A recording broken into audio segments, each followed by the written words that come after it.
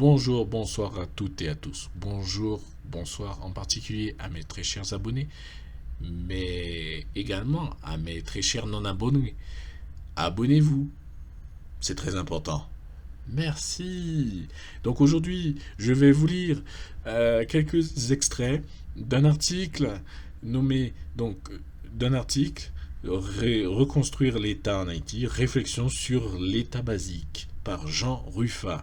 Cet article date de 1991, retenez bien 1991. Je ne vous parle pas d'un article du 21e siècle, je vous parle d'un article qui a été publié à l'époque où le dictateur venait de partir. C'est très important pour vous de comprendre, où je crois même qu'Aristide n'avait pas encore pris le pouvoir ou venait de prendre le pouvoir. Je crois que c'est en 91. Donc voilà ce que dit cet article. C'est quelques extraits.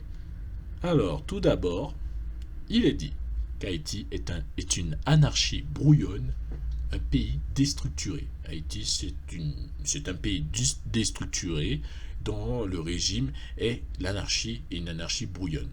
Lorsqu'un observateur européen débarque en Haïti, il ne peut être que gêné par l'absence d'État pour assurer les fonctions de base au service de la nation. Les fonctionnaires sont des professions libérales sans obligation de service envers la communauté.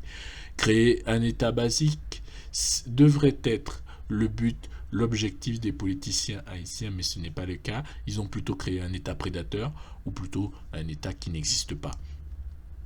Ensuite,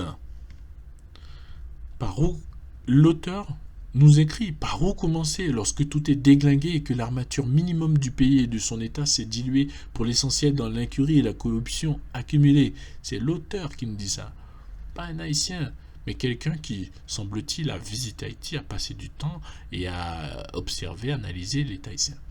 Non point que l'État n'existe pas en Haïti, il est au contraire très présent avec son budget de 1,45 milliard de gourdes pour 1990 et ses 40 000 fonctionnaires, mais il est trop ailleurs, incapable qu'il est de mobiliser suffisamment et de focaliser l'attention et l'énergie de ses fonctionnaires résidant à 80% dans la capitale.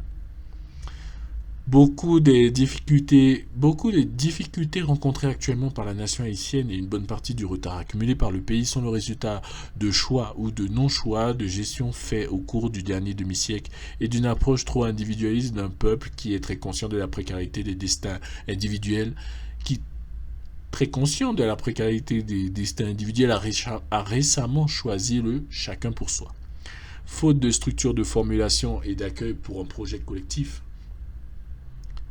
Par ailleurs, le droit ne vit pas en Haïti et l'on se réfère trop au texte fondateur de la nation et à une constitution très respectable, certes, parce que votée par un pourcentage écrasant du peuple, mais dont on dit qu'elle est beaucoup trop ambitieuse et donc irréaliste pour pouvoir être mise en œuvre.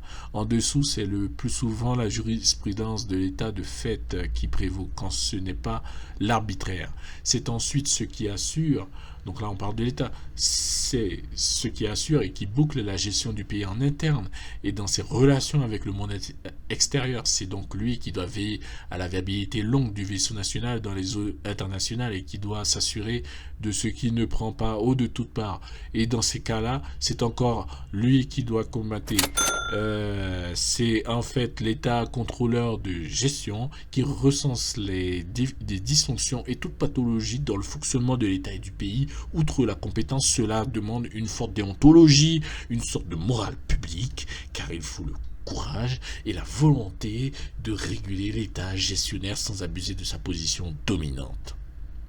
C'est aussi l'État comptable qui a le souci de l'utilisation rigoureuse et efficace du moindre denier à lui confier par les contribuables ou provenant des autres gisements de ressources financières accessibles à l'État, comme par exemple les institutions, les agences internationales et les ONG.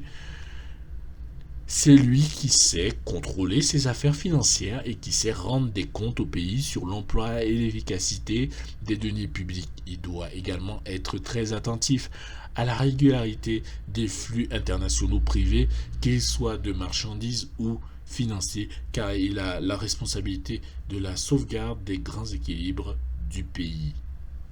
Voilà ce qu'on dit d'Haïti en 1991, à une époque où le dictateur était encore là, il était encore le dictateur était, sa présence était encore perceptible alors qu'il était parti il n'y a pas peu de temps.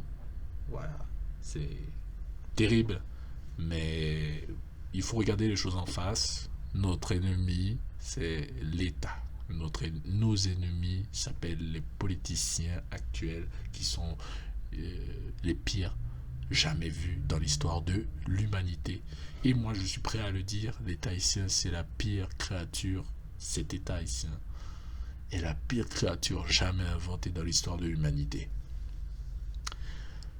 Cette vidéo est terminée. Je vous remercie de l'avoir regardé jusqu'au bout. Je vous demande là encore de souscrire, de vous abonner, de liker, de partager cette vidéo. C'est très important.